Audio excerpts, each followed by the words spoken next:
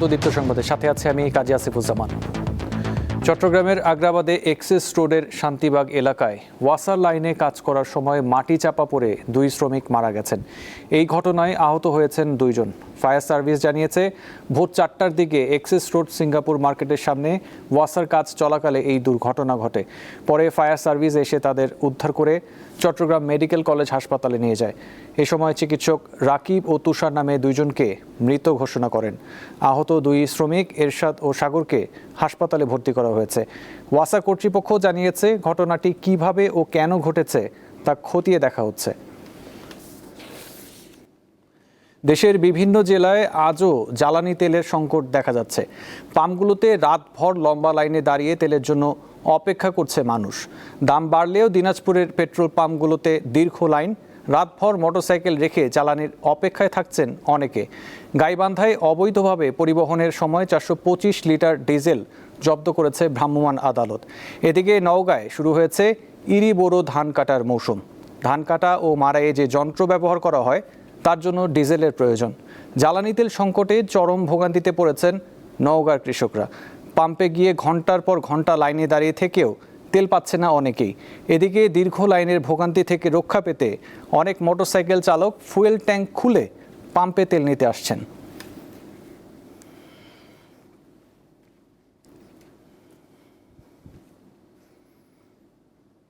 দর্শক, এবার আমরা জানবো রাজধানীর জ্বালানি সংকটের খবর। রাজারবাগ থেকে যুক্ত আছেন সহকর্মী সানজিদা প্লাবনী। প্লাবনী, রাজারবাগে এই মুহূর্তে ফুয়েল পাম্পের পরিস্থিতি কেমন দেখছেন এবং জ্বালানি সরবরাহ নিয়ে পাম্প কর্তৃপক্ষ কি বলছে?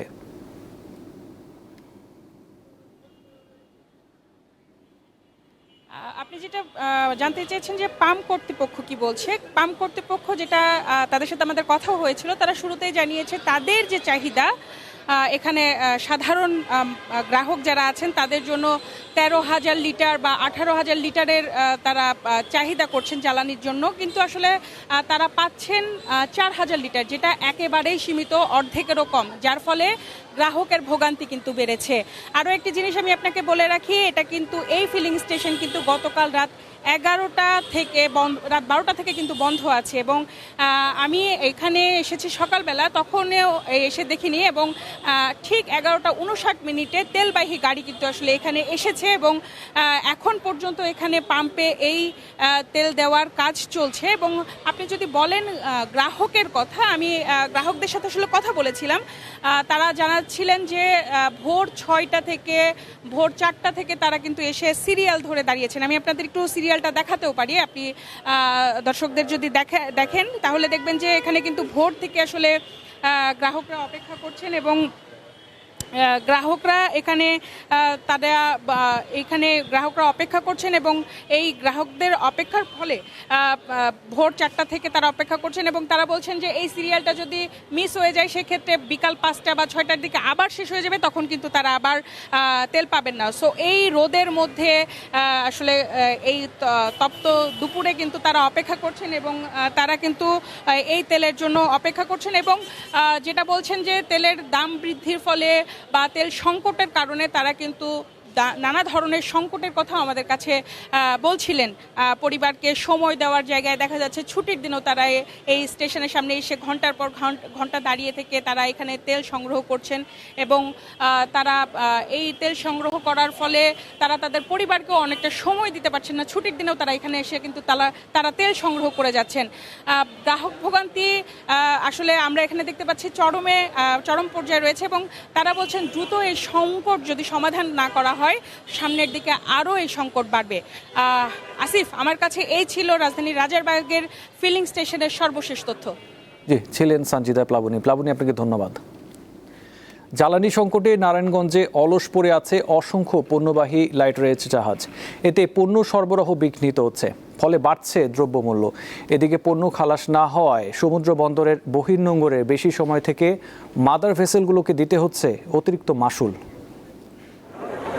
চট্টগ্রামের মাদার ভেসেল থেকে নারায়ণগঞ্জে পণ্য পরিবহন করে প্রায় 250টি লাইটারেজ জাহাজ। জ্বালানি সংকটে এর সংখ্যা কমে দাঁড়িয়েছে 50টিতে। ফলে সময়মতো পণ্য খালাস করা যাচ্ছে না, যার প্রভাব পড়ছে দ্রব্যমূল্যের বাজারে। তেল না পেয়ে নারায়ণগঞ্জে অলস পড়ে আছে অসংখ্য লাইটারেস জাহাজ। এতে ক্ষতিগ্রস্ত হচ্ছেন ব্যবসায়ী সহ আমদানিকারকেরা। লাইটারেস জাহাজ না মেলায় বড় জাহাজগুলোকে চট্টগ্রাম বন্দরের বহির্নোঙরে বেশি সময় ধরে অপেক্ষা করতে হচ্ছে, ফলে বাড়ছে মাশুল। লাইটারেস জাহাজ মালিকরা বলছেন, জ্বালানি সংকট নিরসন চেয়ে লাইটারেস জাহাজ মালিকদের সংগঠনের পক্ষ থেকে 2 দফায় বিদ্যুৎ, জ্বালানি ও খনিজ সম্পদ মন্ত্রী বরাবর চিঠি দেওয়া হয়েছে, তবে কোনো সুরাহা মেলেনি। অনেক জাহাজ লাইটার তেলের অভাবে 2 দিন 3 দিন 4 দিন 5 দিন পর্যন্ত সেলিং করতে পারে না, চিটাগাং এর দিকে মুভ করতে পারে না। ভেসেলগুলো আসতে পারতেছে না, না আসার কারণে আমাদের কোম্পানির কাজকামও বন্ধ হয়ে যাচ্ছে। বর্তমানে তেল নাই, জাহাজ যখন আজকে খরিদ করছি 3 দিনে আসার কথা, 7 দিন 10 দিন 15 দিন হয়ে যায়, জাহাজ লাইটারই পায় না, লাইটারই হইতেছেন। জ্বালানি সংকট নিরসনে সরকার দ্রুত ব্যবস্থা নিবে বলে আশা বাংলাদেশ কার্গো ভেসেল ওনার্স অ্যাসোসিয়েশনের। নারায়ণগঞ্জে প্রতিদিন এখানে একেবারে সাহাঘাট থেকে কাশপুর পর্যন্ত অলমোস্ট প্রায় 200 থেকে 250 লাইটারেস জাহাজে পণ্য পরিবহন নিয়ে দাঁড়ায় থাকতো, কিন্তু তেলের সংকটের কারণে বর্তমানে আমাদের এখানে 50 থেকে 60টা জাহাজের বেশি আর দেখা যাচ্ছে না। জ্বালানি সংকটটা যাতে অতি দ্রুত নিরসন করা হয় সেই ব্যাপারে সরকার যথেষ্ট ব্যবস্থা নেবেন বলে আশা করছি। দেশের অর্থনীতির চাকা সচল রাখা এবং খাদ্যদ্রব্যের সরবরাহ স্বাভাবিক রাখতে লাইটারেস জাহাজের প্রয়োজনীয় জ্বালানি সরবরাহের দাবি ব্যবসায়ীদের। সঞ্জিদা স্নিগ্ধা, দীপ্ত, বার্তাকক্ষ। এবার যাব বরিশালে, সেখানকার খবর জানাতে যুক্ত হচ্ছেন সহকর্মী মুর্তুজা জুয়েল। জুয়েল, বলা হচ্ছে জ্বালানি তেলের সরবরাহ বাড়ানো হয়েছে। বরিশালে পরিস্থিতি কেমন দেখছেন আমাদের জানাবেন। আসিফ, আপনি যেমনটি বলছিলেন, আমরা কিন্তু বরিশালের ঠিক এর বিপরীত চিত্র দেখতে পাচ্ছি। বিশেষ করে গত 4 দিন ধরে কিন্তু পেট্রোল সরবরাহ নেই। আমি যে ডিপো পাম্পটিতে দাঁড়িয়ে আছি, তারা বলছেন যে গত 4 দিন ধরে তারা ডিপো থেকে কোনো ধরনের পেট্রোলের সরবরাহ কিন্তু পাননি। আসিফ, গত রোববার 19 এপ্রিল জ্বালানি তেলের মূল্য কিন্তু একসঙ্গে লিটার প্রতি 15 থেকে 20 টাকা পর্যন্ত বৃদ্ধি করা হয়। আপনি জানেন যে পেট্রোলের ক্ষেত্রে 19 টাকা, অকটেনের ক্ষেত্রে 20 টাকা এবং ডিজেলের ক্ষেত্রে প্রতি লিটারে 15 টাকা বৃদ্ধি করা হয় এবং একই সঙ্গে গ্যাসের দাম কিন্তু লিটার প্রতি 10 টাকা প্রায় বৃদ্ধি করা হয়েছে। এরপরেও কিন্তু জ্বালানির যে সংকট সেটি কিন্তু অব্যাহত রয়েছে এবং আমরা দেখতে পাচ্ছি যে জ্বালানির সংকট আরো ত্বরান্বিত হয়েছে। এখানে বলা হচ্ছে যে চাহিদা অনুযায়ী সকলে প্রয়োজনীয় জ্বালানি নিতে পারবে, কিন্তু পেট্রোল পাম্পগুলোতে কিন্তু এখনো রেশনিং পদ্ধতিতেই সেই পূর্বের মতো তেল সীমিত আকারে সরবরাহ করা হচ্ছে।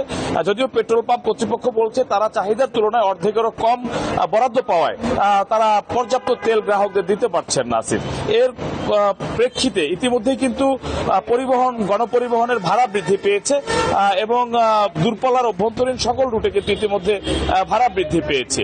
আমরা এখানে দেখতে পাচ্ছি যে সকাল থেকে রেশনিং পদ্ধতিতেই তেল দেওয়া হচ্ছে। মোটরসাইকেলের ক্ষেত্রে সর্বোচ্চ তো 300 টাকার, ব্যক্তিগত গাড়ির ক্ষেত্রে 1000 থেকে 1500 টাকার এবং বাসের ক্ষেত্রে 100 লিটার পর্যন্ত ডিজেল প্রদান করা হচ্ছে। কিন্তু পেট্রোল পাম্প কর্তৃপক্ষ তাদের সে পূর্বের মতো যে যুক্তি সেটি তারা বলছেন যে চাহিদার তুলনায় সরবরাহ কম থাকায় তারা পর্যাপ্ত পরিমাণে তেল সরবরাহ করতে পারছেন না। আসিফ, ইতিমধ্যে কিন্তু আপনি জানেন যে বিপিসি, জেলা প্রশাসন তারা যৌথ সমন্বয়ের মাধ্যমে কিন্তু ট্যাগ অফিসার নিয়োগ দিয়েছে পেট্রোল পাম্পগুলোতে, কিন্তু কার্যত আসলে ট্যাগ অফিসারদের কোন রকম মনিটরিং কিংবা ভূমিকা এবং এই সংকট নিরসনে তাদের কোনো কার্যক্রম আমরা কিন্তু পাম্পগুলোতে লক্ষ্য করিনি। যদিও বিশৃঙ্খলা ঠেকাতে প্রতিটি ডিপো এবং পাম্পগুলোতে পুলিশ মোতায়েন রয়েছে। আসিফ, এই ছিল বরিশাল থেকে জ্বালানি তেল সংকটের আজকের তথ্য এখন পর্যন্ত। জি জুয়েল, আপনাকে ধন্যবাদ। ঘন ঘন লোডশেডিং এর কারণে ভোগান্তিতে পড়েছে এসএসসি পরীক্ষার্থীরা। কোনো উপায় না পেয়ে মোমবাতি কিংবা মোবাইলের আলোতে পড়তে হচ্ছে তাদের। বিশেষ করে শহরের তুলনায় গ্রামাঞ্চলে কয়েক গুণ বেশি লোডশেডিং সমস্যায় পড়েছে শিক্ষার্থীরা। পটুয়াখালীতে ভ্যাপসা গরমের সঙ্গে বেড়েই চলেছে লোডশেডিং। দিনে 4 থেকে 5 বার এবং রাতে 6 থেকে 7 বার করে লোডশেডিংয়ে অতিষ্ঠ হয়ে উঠেছে সাধারণ মানুষ। নড়াইলে পাম্পের জেনারেটর নষ্ট থাকায় বিদ্যুৎ চলে গেলেই তেল সরবরাহ বন্ধ হয়ে যাচ্ছে। ফলে বিদ্যুৎ ফেরার অপেক্ষায় দীর্ঘ সময় দাঁড়িয়ে থাকতে হচ্ছে গ্রাহকদের।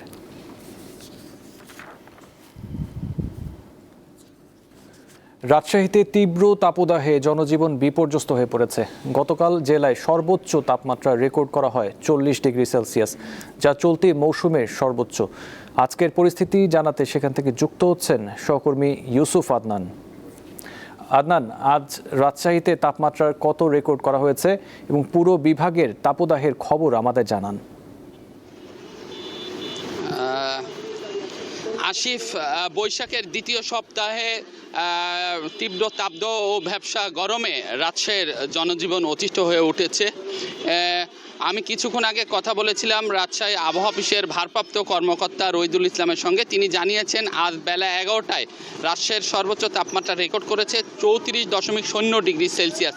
এ তাপমাত্রা বেলা বাড়ার সঙ্গে সঙ্গে বাড়ার সম্ভাবনা রয়েছে এবং আজকে সর্বনিম্ন তাপমাত্রা সকাল 6টায় রেকর্ড করা হয়েছিল 26.8 ডিগ্রি সেলসিয়াস এবং গতকাল বুধবার রাজশাহীর সর্বোচ্চ তাপমাত্রা রেকর্ড করা হয়েছিল 40.0 ডিগ্রি সেলসিয়াস, যা তীব্র তাপদাহ হিসাবে রেকর্ড করা হয়েছে এবং এ তাপমাত্রা গতকাল সারা দেশের মধ্যে সর্বোচ্চ তাপমাত্রা হিসাবেও রেকর্ড করা হয়েছিল এবং গতকাল সর্বনিম্ন তাপমাত্রা ছিল 27.5 ডিগ্রি সেলসিয়াস এবং গত পরশু রাজশাহীতে সর্বোচ্চ তাপমাত্রা রেকর্ড করা হয়েছিল 39.5 ডিগ্রি সেলসিয়াস এবং সর্বনিম্ন তাপমাত্রা রেকর্ড করা হয়েছিল 26.2 ডিগ্রি সেলসিয়াস এবং প্রতিনিয়তই আমরা দেখছি রাজশাহীর তাপমাত্রা বৃদ্ধি পাচ্ছে এবং রাজশাহী আবহাওয়া অফিস জানিয়েছে আরও কয়েকদিন এই তাপমাত্রা অব্যাহত থাকবে।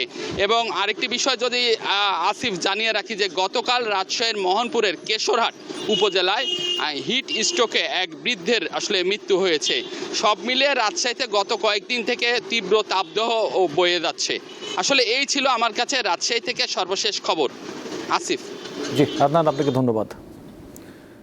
করোনার সময় গ্রামে গিয়ে নার্সারি করে সফল হয়েছেন শরীয়তপুরের সাইফুজ্জামান সুমন। বাড়ির আঙিনার 30 শতক জায়গায় গড়ে তোলা নার্সারিতে প্রায় 400 প্রজাতির দেশি বিদেশি চারা পাওয়া যাচ্ছে। শরীয়তপুরের গোসাইরহাট উপজেলার নাগেরপাড়ার বাসিন্দা সাইফুজ্জামান সুমন ঢাকার সরকারি বাংলা কলেজ থেকে স্নাতক শেষ করে ব্যাংক সহ কয়েকটি প্রতিষ্ঠানে চাকরি করেন। করোনার সময় চাকরি ছেড়ে চলে যান গ্রামে। প্রথমে ছাদ বাগান এবং পরে বাণিজ্যিকভাবে নার্সারি করেন। পরিবার ও স্বজনদের নেতিবাচক মন্তব্য উপেক্ষা করে মাত্র 130 টাকা পুঁজি নিয়ে গড়ে তোলেন তালুকদার এগ্রো নার্সারি। 5 বছরের ব্যবধানে এখন যার বাজার মূল্য প্রায় 25 লাখ টাকা। এখানে দুর্লভ ও দামি ফুল, ফল, কাঠ ও ঔষধি সহ প্রায় 400 প্রজাতির গাছের চারা পাওয়া যায়। নার্সারিতে অনেক সুন্দর সুন্দর গাছ আছে, বিভিন্ন প্রকার গাছ আছে। ছোট আকার শুরু করছিল তাদের আর কি বাড়ির ছাদে। আমার ওই নিচে কোথাও দিয়ে দেন, আমার ওই জমিনের ভিতরে আমি করতে থাকি। উপজেলার যে কৃষি অধিদপ্তর রয়েছে সেখান থেকে যেন তার প্রতি দৃষ্টি নেওয়া হয়। নার্সারির মালিক সুমন বলছেন হতাশা থেকে নার্সারি পেশা বেছে নিয়েছেন তিনি, অথচ সেটাই তাকে সফলতা এনে দিয়েছে। সরকার যদি বিভিন্নভাবে প্রচারের মাধ্যমে এই মানসিক স্কিল ডেভেলপমেন্টটা করতে পারতো বাংলাদেশের, তাহলে অনেক তরুণ বেকার, শিক্ষিত তরুণ বেকার এই কাজে আসতো।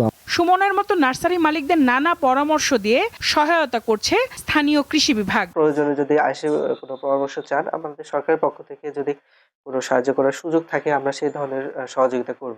তিনি জানান নার্সারি বাড়লে বনায়ন কর্মসূচি সফল হবে। সঞ্জিদা প্লাবনী, দীপ্ত, বার্তা কক্ষ।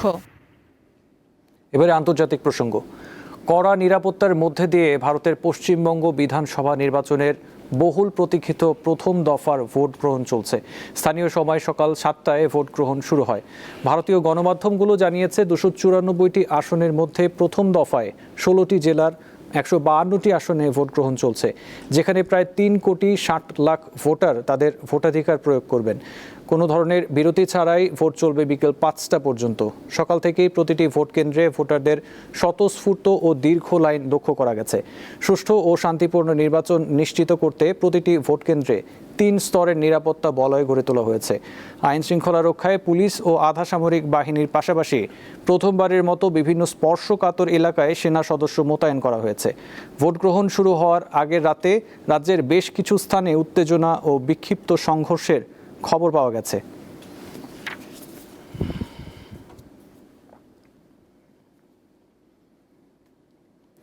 ইরানের সঙ্গে শান্তি আলোচনার দ্বিতীয় দফা শুক্রবারের মধ্যেই শুরু হওয়া সম্ভব বলে দাবি করেছেন যুক্তরাষ্ট্রের প্রেসিডেন্ট ডোনাল্ড ট্রাম্প।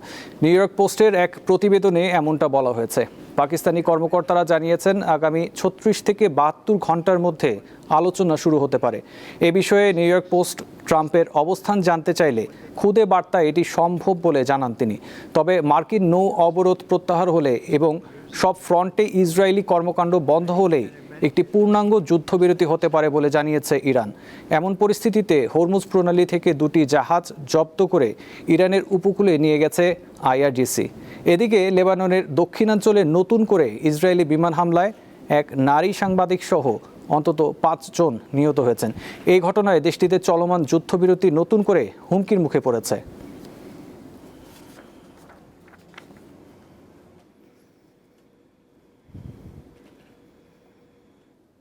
ফিলিস্তিনের অবরুদ্ধ ভূখণ্ড গাজায় গত 24 ঘন্টায় ইসরায়েলি সেনাবাহিনীর গুলিতে 2 জন ফিলিস্তিনির মৃত্যু হয়েছে।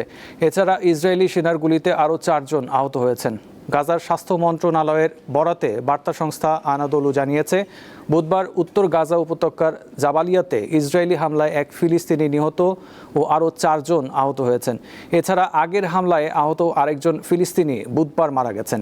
স্থানীয়রা জানিয়েছেন, সীমান্ত বরাবর অবস্থানরত ইসরায়েলি সামরিক যান থেকে গাজা শহরের পূর্বাঞ্চলীয় এলাকাগুলোতে কামানের গোলাবর্ষণ ও ভারী গুলিবর্ষণ করা হয়েছে।